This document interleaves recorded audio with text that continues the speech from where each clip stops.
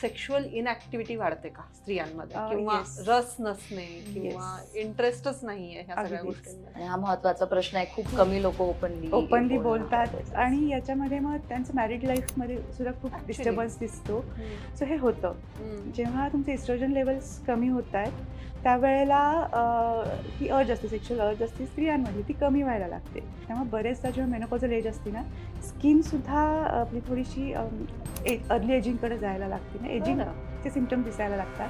शरीरामध्ये फॅट वाढलेलं असतं आणि प्लस इस्ट्रोजन कमी झाल्यामुळे शरीराची ताकदही कमी झालेली असते.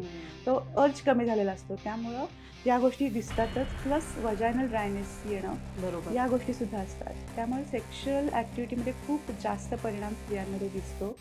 सो तिथं योग्य काळजी घेणं फार महत्त्वाचं असतं.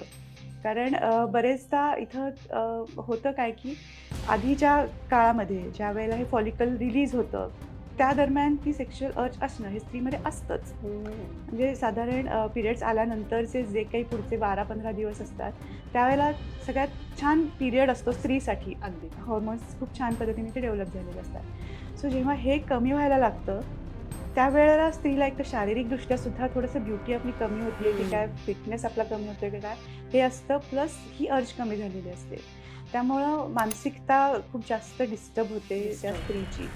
त्यामुळं इथं आपल्याला एक तर योग्य पद्धतीचं अवेअरनेस असणं की हे होणार आहे. आणि तुम्ही जर छान तुमच्या सेक्शुअल ॲक्टिव्हिटीच्या पहिल्या ज्या पिरियड्समध्ये तुम्ही जर छान ॲक्टिव्ह असाल ना, तर मेनोपॉजमध्ये खूप स्मूथली होतं बरं का.